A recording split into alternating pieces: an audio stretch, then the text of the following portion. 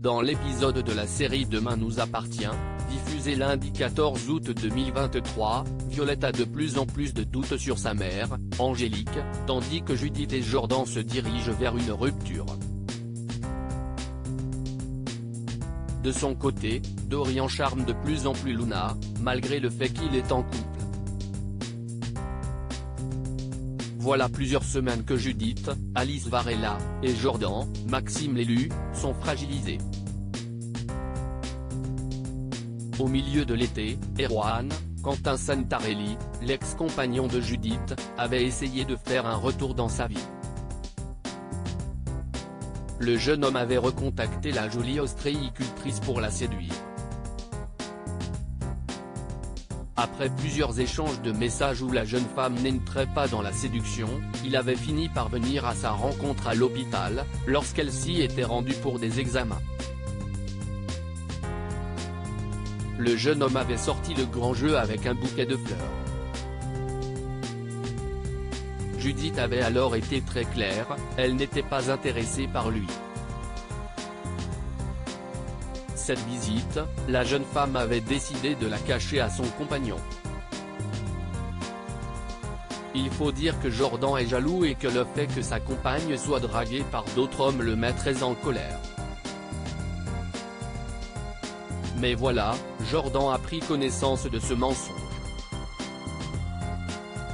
Alors que ce n'est pas la première fois que Judith lui cache des choses, une nouvelle dispute a éclaté dans le couple. Depuis une semaine, les tourtereaux ne se parlent plus. Cette semaine de réflexion les a conduits à un même constat, ils ne sont plus heureux ensemble. Faut-il encore avoir le courage de l'admettre? Quand Jordan est passé sur l'exploitation ostréicole pour parler avec Judith, celle-ci était très occupée. Pendant qu'un couple se défait, un autre pourrait se former sur la plage de la Paillote. Alors que Nathan, AD, fait tout pour séduire Luna, Paloma Reno, qui n'a pas vraiment l'air réceptive, Dorian, Ryan Hubé, aussi courtise la jeune femme. Problème, Dorian est en couple et semble avoir bien du mal à se positionner. L'enquête s'accélère. Didier Reno, Jérôme Fonlupt, a avoué plusieurs crimes. Le juge d'instruction ne semble pas vouloir fouiller davantage le passé de la famille Reno. Pourtant, les éléments douteux sur le couple et leur fille continuent d'affluer. Sarah, Camille Genot, et Roxane, Raphaël Volkov, enquête en dehors des radars afin de comprendre ce qu'Angélique Reno, Laetitia Milou, cachent. Elles se souviennent notamment que dans la boîte à souvenirs, que le couple Reno a tenté de détruire, il y avait un moulage de la main de Violette arborant une belle cicatrice. Désormais adolescente, Violette n'a plus de cicatrices à la main.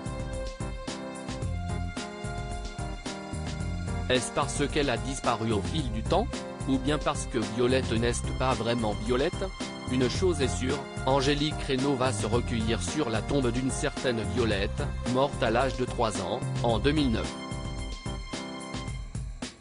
Alors que le juge n'accepte pas de contraindre les Reno à un test ADN avec leur fille, Sarah dérobe des objets leur appartenant pour faire cette comparaison génétique quand même. La réponse pourra être déterminante dans l'enquête. De son côté, Angélique sent que les policiers se rapprochent de la vérité.